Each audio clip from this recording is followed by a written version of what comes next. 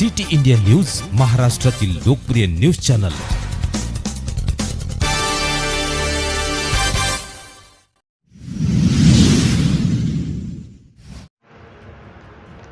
सौसर तहसील मोहगांव हवेली सभी महिलाएं तैयार होकर बरगद के वृक्ष के पास जाकर पूजा अर्चना करती है और सभी सामग्री सजाकर अपनी थाली में ले जाती है। वृक्ष में जल चढ़ाती है, हल्दी कुमकुम लगाकर पान सुपारी हल्दी कुमकुम अक्षत से गणेश जी की स्थापना करती है, उनकी पूजा करती है। फिर बरगद के पेड़ में जल पंचामृत वस्त्र 16 श्रृंगार इत्यादि सामग्री से पूरे विधि विधान से पूजा करके वृक्ष की धागे से 7 परिक्रमा लगाती है। सभी महिलाएं तैयार होकर बरगद के वृक्ष के पास जाकर पूजा अर्चना करती है और सभी सामग्री सजाकर अपनी थाली में ले जाती है। वृक्ष में जल चढ़ाती है, हल्दी कुमकुम लगाकर पान सुपारी हल्दी कुमकुम अक्षत से गणेश जी की स्थापना करती है, उनकी पूजा करती है और फिर बरगद के पेड़ में जल पंचामृत वस्त्र 16 श्रृंगार इत्यादि सामग्री से पूरे विधि विधान से पूजा करके वृक्ष की 7 परिक्रमाएं लगाती है। महिलाएं एक दूसरे को हल्दी कुमकुम लगाती है और ओटी देती है और प्रसाद वगैरह देकर अपनी पूजा को संपन्न करती है। वट सावित्री व्रत में महिलाएं बरगद की पूजा करती है क्योंकि यह वृक्ष को सावित्री का रूप माना जाता है। सावित्री ने अपने पति सत्यवान को यमराज से वापस पाने के लिए बरगद के पेड़ के नीचे ही प्रार्थना की थी, इसलिए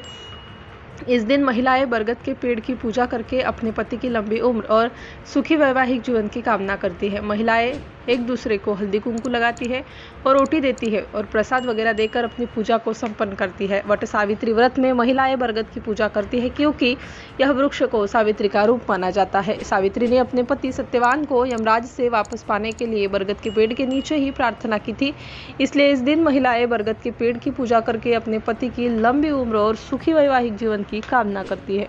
सिटी इंडिया न्यूज़ के लिए ठाकुर मंगल सिंह सोलंकी, ब्यूरो चीफ, तहसील सौसर। सभी महिलाएं वट वृक्ष में ब्रह्मा विष्णु महेश तीनों देवता बसते हैं और सारी महिलाएं अपने पति की लंबी आयु के लिए वट में अपने पति की लंबी उम्र के लिए कामना करने के लिए जाती है। सावित्री बाई ने भी इसी वृक्ष के नीचे अपने पति की लंबी आयु के लिए प्रार्थना की थी, इसीलिए वट सावित्री मनाई जाती है।